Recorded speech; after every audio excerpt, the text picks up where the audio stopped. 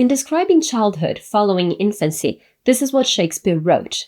And then the whining schoolboy, with his satchel and shining morning face, creeping like snail, unwillingly, to school. I think most of us can relate to this, dragging yourself to school, zero enthusiasm, having abandoned whichever game or toy we were playing with until then. Do you remember what your favorite toys were growing up, or the games you loved playing with your friends? I'm sure most of us do, but have you ever wondered what childhood was like in Tudor England?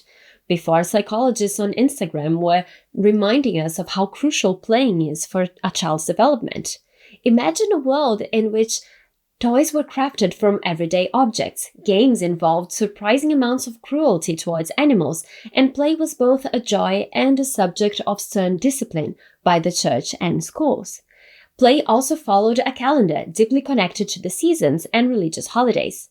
Some things would have been familiar to us, like the boy creeping like a snail to school, and other things seem just unimaginable. So join me as we uncover the intriguing and often unexpected world of Tudor childhood, from their imaginative toys to their harsh realities.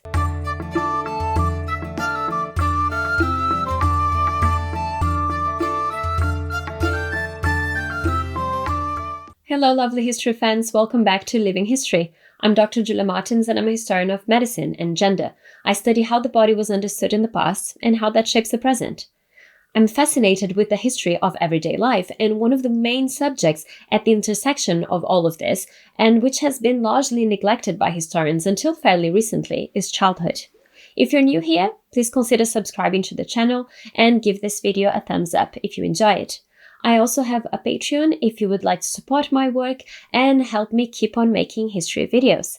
I'm very grateful for your support, so thank you. Now, without further ado, let's dive into the world of children's games and toys in Tudor England, how adults understood and often limited them, and how the idea of mischief, not to say animal cruelty, played a part in how childhood was understood.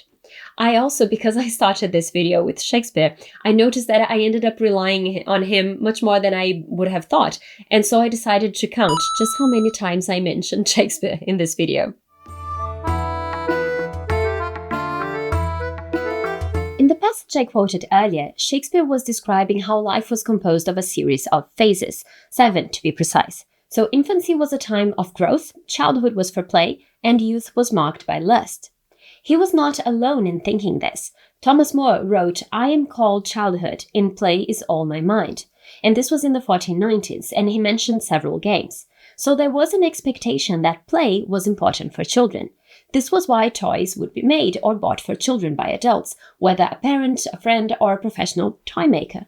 But, of course, just like today, children could make their own toys. I mean, if you're a parent, I'm sure you've had the experience of giving a gift to your child only for them to prefer playing with the box, turning it into a spaceship, or, in my child's case, and I'll show this to you, a giant alien's head, which she generously gave me as a gift. So, just like today, popular toys would have included dolls, figurines, and miniature versions of utensils, allowing children to imitate the world of adults. We know that small models of adult objects were widely manufactured in Tudor England by pewters and whitesmiths, so people who worked with soft metals. These toys were commonly made of pewter, a mixture of lead and tin, and it's probably fair to assume that these objects were often like side projects to complement the main business of producing utensils for adults. In London, these items seem to have been popular, and they have been found in the mud of the River Thames, as well as in Yorkshire. They could be figurines, boats, or miniature kitchen objects such as cups, ewers, and dishes, like miniature kitchen sets. Because, even in the 16th century, children loved to pretend cook, apparently. And so toy kitchens, mud kitchens, and imaginative play were already a thing.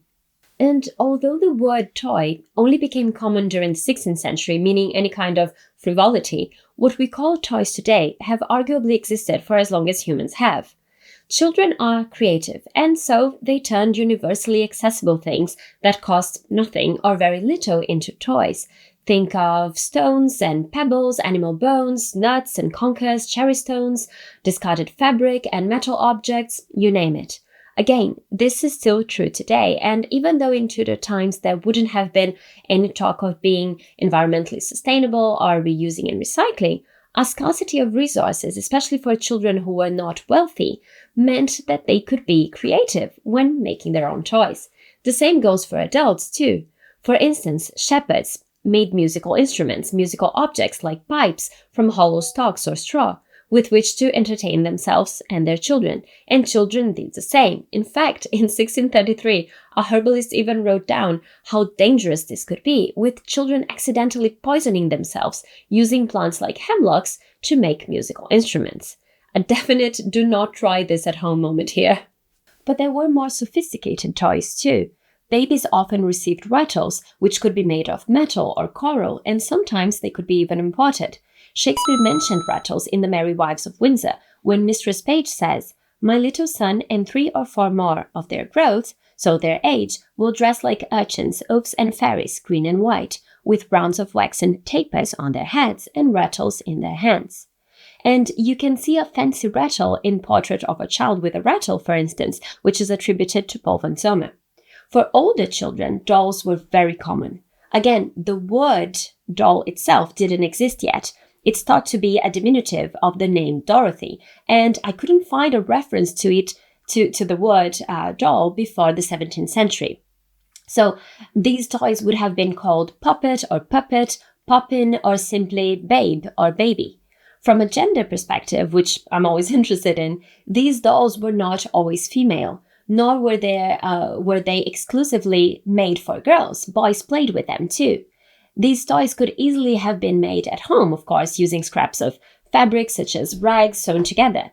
And again, Shakespeare wrote of a babe of clouds in King John.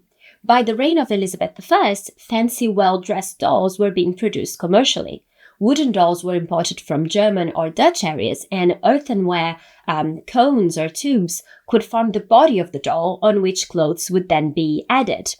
Wax dolls were likely popular too. Plus, wealthier children could have doll houses and play castles. Toys like dolls could be sold at shops, at fairs, or by itinerant peddlers who carried them as sort of part of their stock as they traveled through the countryside. Some of these dolls were sold for a few pence, so they were fairly accessible to buy. There were many other toys, of course. A very popular one seems to have been small windmills to wave around.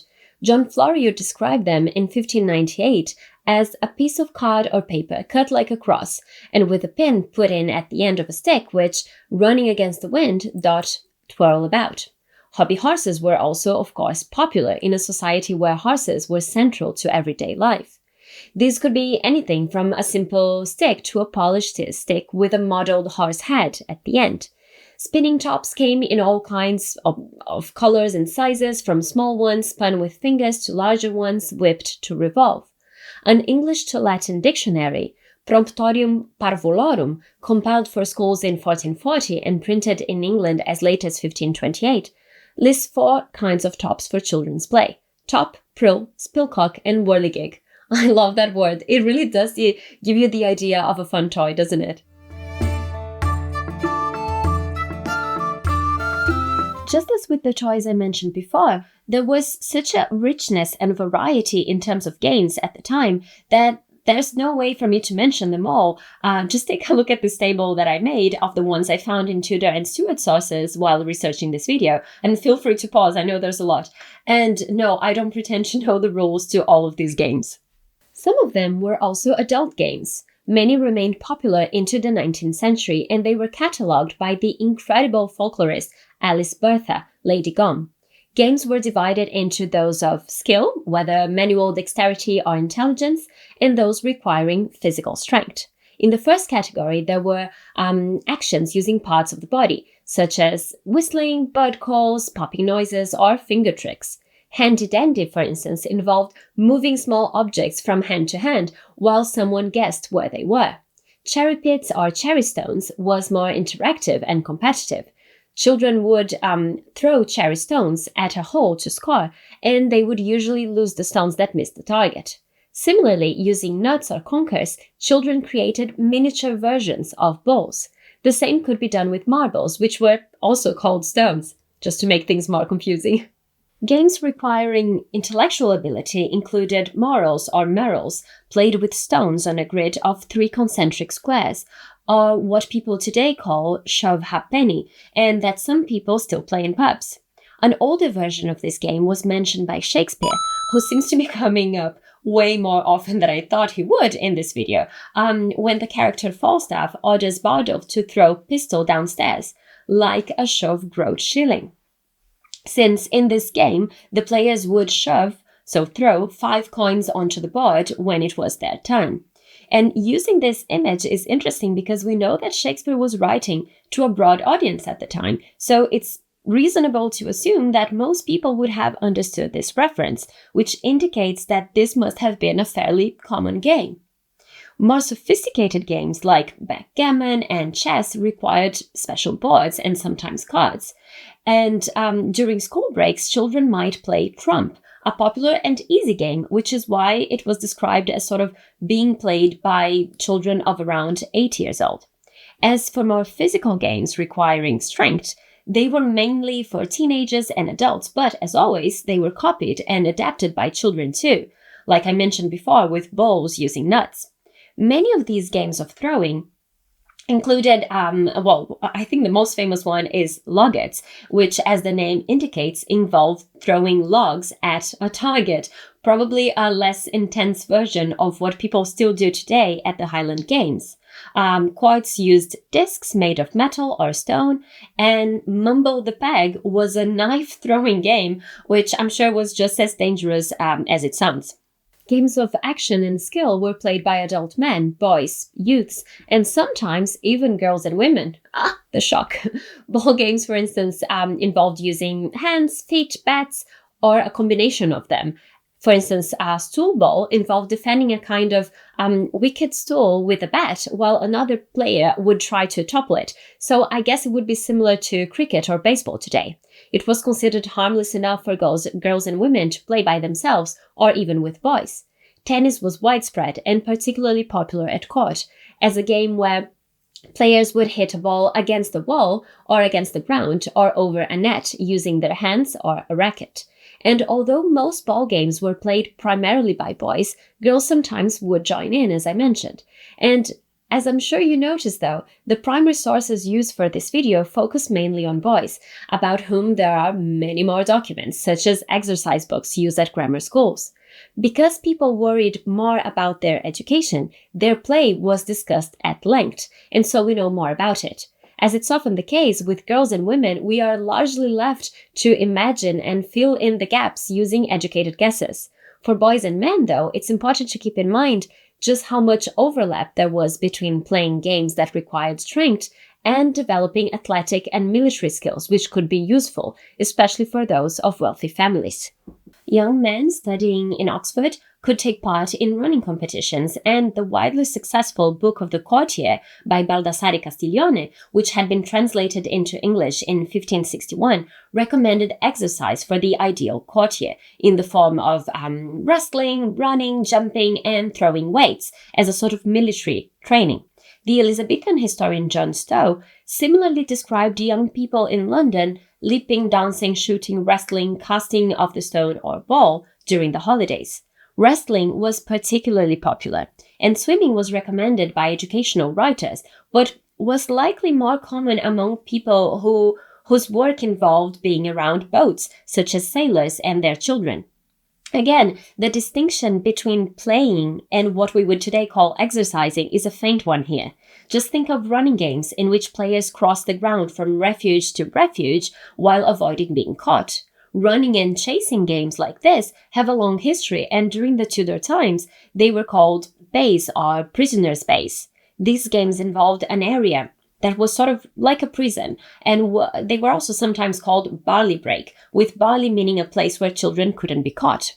Coming back to Shakespeare, my unlikely source of examples of playing for this video, he wrote in Cymbeline that boys more like to run the country bays than to commit to killing in battle. There would be many more examples of games played in this period, but I hope that I was able to give you an idea of just how diverse and vibrant was the world of childhood play in this period. Clearly, Tudor kids were way fitter than I'll ever be. But let's talk now about what adults thought and how they sought to restrict all this fun. I started this video with Shakespeare and Thomas More describing play as the main characteristic of childhood. Still, most adults would have believed that there should be certain limits to this. Children were seen as sort of clay to be molded, in a way. Otherwise, they might grow up to become idle, to be beggars, or even criminals. Children needed to learn essential skills for adult life, and so when they grew older, and especially when they began going to school or entered the world of work, their playing was reduced. These were economic motivations, for sure, but religious and moral beliefs were also crucial in determining what was acceptable. For instance, for teenagers, games involving both boys and girls could be considered improper or even dangerous. Gambling and violent sports were condemned for promoting idleness, reckless behavior, injuries, social unrest, and unchristian values. For instance, playing dice was very popular, but it was also linked to immorality, as you can tell from this passage of Chaucer's The Pardoner's Tale, meant to evoke debauchery. In Flanders once there was a company of young companions practised to folly, riot and gambling, brothels and taverns, and to the music of harps, lutes, gittans, they danced and played at dice both day and night. Card playing was criticized too, mainly because of the gambling aspect that often came with it. Still, some writers, like Sir Thomas Elyot, believe that games like these, and even more so chess and backgammon, helped to develop intelligence, and so they would recommend them in moderation.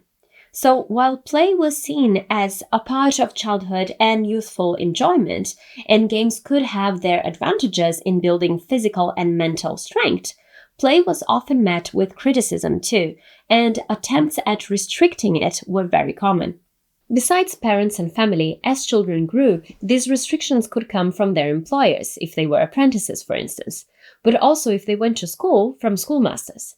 By then, many children were going to school, especially boys. Those who attended school studied for long hours and followed strict lessons. And so they would play before and after classes, on their way to and from school, and during their midday break. Of course, teachers realized how interested children were in playing, and so they often made it a subject of discussion and lessons in class.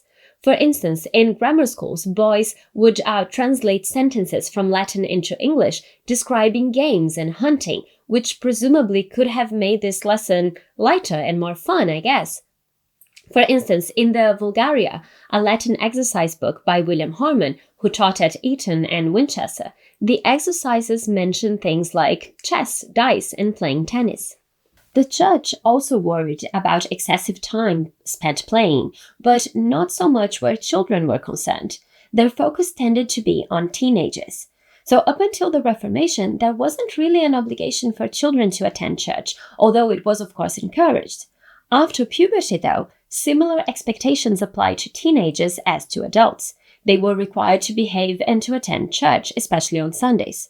Afterwards, they were expected not to indulge in games or in playing, and that didn't usually apply to children. After the Reformation, Puritans took this even further and had a marked hostility towards games, as they could distract youngsters from worshipping God. The writer Philip Stubbs criticized games in general in his fabulously named Anatomy of the Abuses in England, going beyond the issue of gambling. Regulations on children's playing from adults also came through the Crown itself. There was a concern about excessively indulging in play and people becoming degenerates, especially among the populace. So, in 1495, for example, apprentices and servants were forbidden to gamble using money. Doing so risked being fined. If they played a game, the stakes could be either foodstuffs or drinks. Some historians have linked the concerns over boys and youths being distracted with games and playing in general with neglecting practicing shooting with the longbow. I'll explain. So, arguably, it was in the Crown's interest to keep the male population focused on practicing archery using longbows, and so this was highly encouraged. Longbows had a long, long and symbolic history in England. They were part of the national memory and myths hailing from the medieval period. Just think of how popular the Robin Hood ballads were at the time. And this was still very much a world in which the men needed to be ready to fight if a war broke out. So archery may have seemed like an ideal pastime. It was good exercise, and it trained the male population in important military skills. So, in a 1477 Statute of the Realm, it was said that recreational games were endangering the crucial practice of archery, and by 1512, an Act of Parliament required men of up to 60 to own a bow and arrow and to practice, with fathers being expected to teach their sons from the time they were around 7. These regulations were probably not so much about restricting games in themselves as they were about promoting archery, even though in practice they must have been incredibly difficult to enforce. In any case, though, children and teenagers were portrayed as being happy to hunt and tease animals, especially birds, in what we would today call doubtlessly cruel games. Cruelty and violence in play, especially towards animals, is an aspect of Tudor childhood that can be hard to understand today. I mean, it's always a challenge to look to the past without our modern values, and by our 21st century standards, the world of play in the Tudor period involved a lot of, at best, insensitivity and at worst, extreme cruelty towards animals. In Thomas More's description of childhood, which I already mentioned, he writes, "I am called childhood, in plays all my might." But then he continues, "to cast a quoit, so a ring aimed at a target, a cockstiel, and a ball." The second game that he mentions, although common at the time, is now something that most of us, hopefully, would consider horrific. Cockstiel is a throwing stick. And so children would basically bury a cockerel up to the middle of its body and then throw sticks at it, eventually killing it. Cruelty towards birds seems to have been particularly common, and there are many examples in primary sources, especially from the theatre world, which is just disheartening. In the 1522 play The World and the Child, the character Wenton boasts of cruel acts such as gelding snails, which I don't suggest you Google it, but let's just say that it would make the snails' romantic lives trickier. Anyway, besides that, the character boasts of catching cows by their tails, plus robbing sparrows' nests, and in John Haywood's The Play of the Weather, a character also delights in catching birds. Similarly, in William Wager's play, the boy Morrow says, "I will bring you a pretty bird's nest." And the artist Peter Bruegel the Younger depicted this in Robbing the Bird's Nest. Besides nest robbing, for fun, there were other forms of violence towards adult birds. Cockfighting, for instance, was extremely popular among both adults and children. On Shrove Tuesday, it was traditional for boys to bring birds to school for fights, with the schoolmaster sort of keeping the dead birds as a prize. And despite occasional bans, such practices continued. Plus, bear baiting was hugely profitable, and it was also attended by children, especially near theatres on the South Bank of London.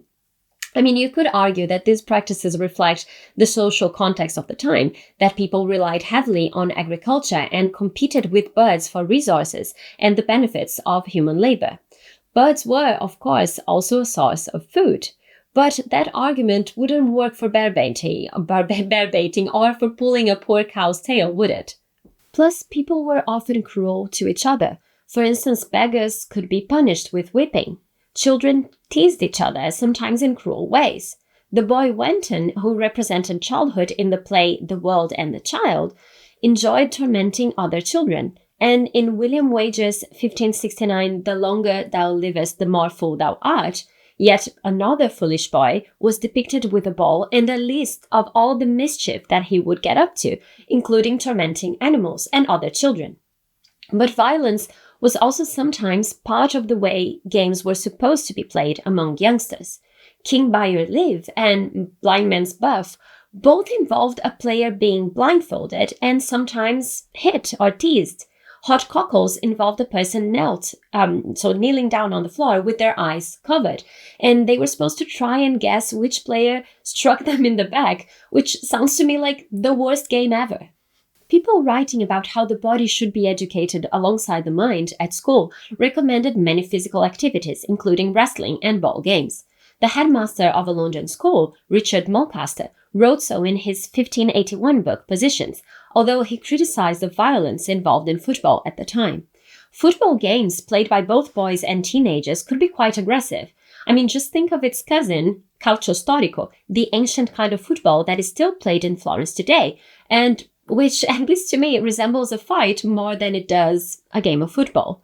English versions were even called camp ball, from the verb camp, meaning to fight. The issue with games like this, besides injuries, obviously, was arguably that they had the potential for subverting the social order through violence. The Puritan writer I mentioned before, Philip Stubbs, wrote in 1583 how football was more of a bloody and murdering practice than a fellowy sport of pastime. Still, while according to him, it could lead to hatred, it was a common Sunday recreation, especially for older boys and teenagers. So who knows, maybe in such an environment like this, sympathy for other creatures like the poor birds was not as instinctive as we might expect. But it's hard to sympathize with these attitudes towards animals, or at least I think so. I think it's hard to read these descriptions. Life in the Tudor period followed a seasonal and religious calendar, whether we're talking about agriculture or children playing. The 12 days of Christmas were known as days of fun and games. Shrove Tuesday was famous for its cockfights and football matches. The period of Lent came with Jack-a-Lent, not Jack-o'-lantern, that's a different thing. This was a stuffed puppet of sorts against which children would throw things. They would use it as a target against which to throw stones. Outdoor games were often mentioned in March when the often inclement British weather would start to relent and children could play outdoors again. Spring and summer were, of course, the prime time for outdoor play.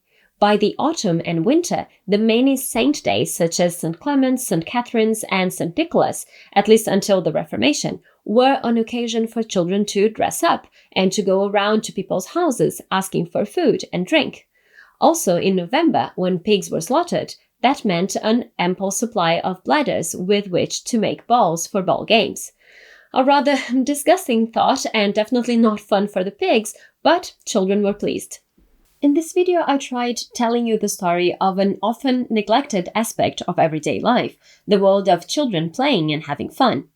I have been limited by the sources to focus more on boys than on girls, as it often happens, unfortunately. Schoolmasters, educators, and moralists worried about what an education should look like, and in describing what not to do would often write about playing with toys and games. Still, we are left with many questions, especially about all the games that I mentioned. How were they played, for instance, and by whom? There are few primary sources from children themselves, although they could write about their experiences once they were grown. Material culture and archaeology can help here. For instance, in the 1960s, an excavation of a farmer's 16th century skull revealed small items fallen through the boards on the floor. So these were probably rewards or treasures won in games, especially metal objects like pins, beads, and discs. And because most children wouldn't have had access to money, these objects could act as a sort of currency among them. Pins were particularly common. In the 17th century tale, Tom Thumb, for instance, children played for pins and points and cherry stones, attesting to the habit of keeping this kind of treasure. Still, it's not every day that we are lucky enough to find clues like this, and so we tend to depend on what adults wrote about children, and especially how they showed up in popular ballads and plays. I mean, it's no coincidence that Shakespeare has featured throughout this video quite heavily. I mean, we know that girls would pretend to be mothers and queens, just like boys would pretend to be kings and knights, just like today. Children use play to make sense of the world around them and to understand their role in it, often by copying what adults do. So their games tend to offer us a mirror to our own society, whether in the Tudor period or today. Understanding childhood in Tudor England gives us a glimpse into the past, revealing a world where play was both a joy and a matter of serious concern. From the imaginative use of simple toys to the harsh realities of their games, Tudor children experienced a rich and varied childhood. It's easy to relate to children keeping treasured toys and placing bets on ball games. It's also easy to remember our own childhood and the way that our playing was often limited and regulated by adults, even though now we have a completely different understanding of the role playing has in children's development and just how vital it is. It's not so easy, hopefully, to sympathize with animal cruelty. Thank you for joining me on this journey through Tudor childhood. Also, if you want to learn more, I highly recommend you check out this book, Tudor Children by Nicholas Orme. There's everything from children in the domestic world, learning at schools, going to church, and, of course, playing. There are lots of other references in the video description as well. So, if you enjoyed this video, please give it a thumbs up and subscribe to the channel if you haven't already. I also have a Patreon, and I would be very, very grateful if you would consider joining our community there and supporting my work and helping me make more history videos. So thank you and see you next time.